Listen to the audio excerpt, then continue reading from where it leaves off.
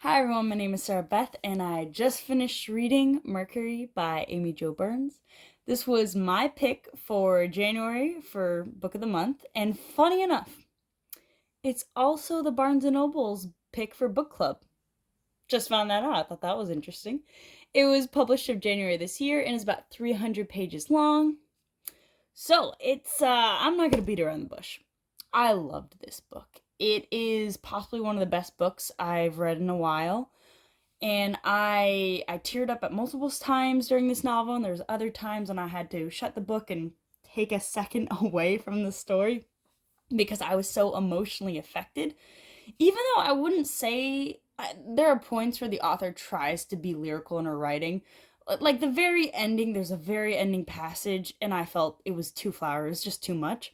But for the most part, most of the book is written in a manner which is easily digestible, but also beautiful in its simplicity, which I love. I think that the author, as a woman, knows how to perfectly encapsulate certain feelings of love, which you don't often find. And like I've said before, I was reading the Mistborn fantasy novel by Brandon Sanderson, and he was a bit blatant with the way he described love, and I believe that this book is the perfect example of how it should be described, in which I can believe in love and I can believe the the genuine emotion that are being displayed by the characters. Um so I will say this as well. Don't give up on the book after the first 10 pages, because the first 30 pages, you just kind of have to get through. For some reason, it was a bit of a slog for me. I think it was partially due to the fact that it wasn't what I expected. There's a dead body in like the first 10 pages or so, and I'm going, this is not the genre I signed up for. But once you get past that, you realize that it is not a murder case, and it is okay to keep reading, and the characters themselves become more and more developed in a way in which I love it.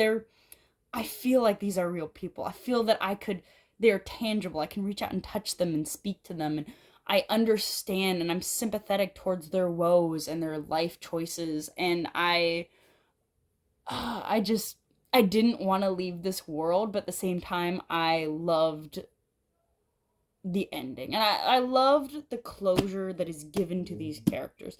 Despite the fact that life is never ending, and this is not necessarily a slice of life because it is a nonlinear structure, historical fiction between the years of 1990 and 1999. Um, but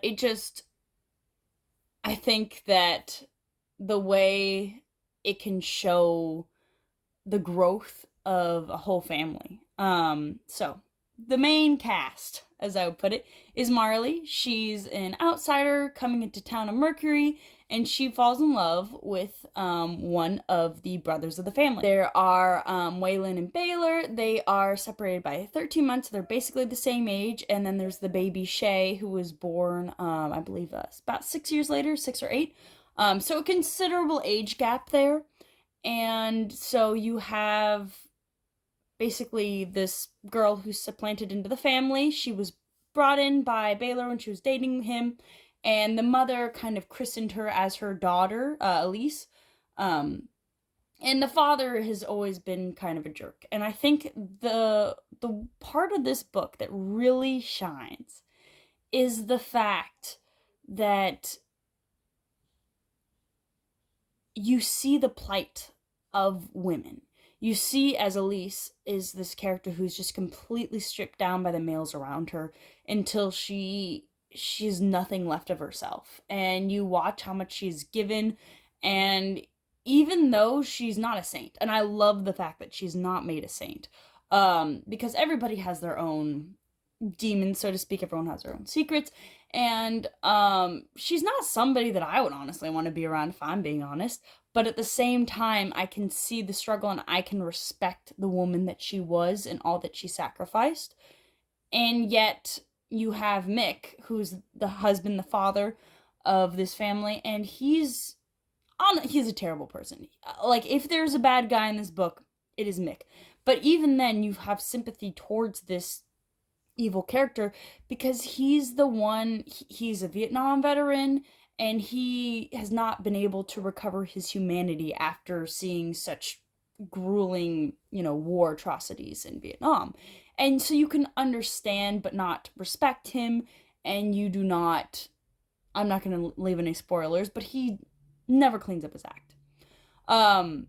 But what I love about this plight that you see, and how, and this is what I complained about Lessons in Chemistry, because this is technically historical fiction in my mind, because 1999, long time ago. Lessons in Chemistry did not show me a likable female character. It basically just shunned all males. This one, yes, you see Wei, Bei, and Shay. You see how they are not perfect people, but nobody is. And yes, in a way, they have not tortured, but they have oppressed others, and at the same time, they're still learning. Everybody has their own faults and their own tendencies to go towards societal norms, and you can't blame them for that, but because they understand who they are and they want to be good people. There's none of these youngsters are bad people. I wouldn't even say the older generation from Elise to Mick, even though they do kind of shun the youth and they do disrespect them, you can at least see where they're coming from.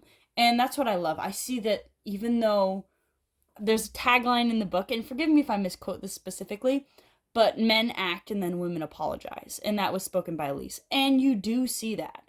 But at the same time, you can see how the men can grow. And it's not just a whole half of, civilization that you're shunning. Because these are real people. And that's what I loved. That everybody I could sympathize with. And then I just wanted... I loved the world that was created because it was genuine and sincere. I loved knowing and seeing the tragedy of marriage and knowing that these things do happen. You see how people change over time and how different occurrences will change your relationship and will change you as a person. Marley, who is arguably one of the main characters of the novel, she's supplanted in this family, and there is a lot of drama. There's a slight love triangle between Baylor and Waylon, and she gets pregnant, and other things happen along with tones of miscarriage, in which you see the loss and the change of somebody, and you see how her life has affected her, and how she's had to deal with that loss, and she's had to deal with her husband siding against her, and she's had to deal with family and people that just don't seem to love her as she needs to be loved. Like, there's a huge yearning to be loved that is just not met. And I think that it's painful because there's something so visceral and real to these characters like Marley, in which you just can't turn away from these truths about life. And so for me, I think that's the characters. That's just, they're so powerful and they're so well written and tangible. So I think that's why definitely recommendation. Please check this out. It is fantastic. I don't care what you have to do. Must read. Well, thanks for watching and hope you have a good one.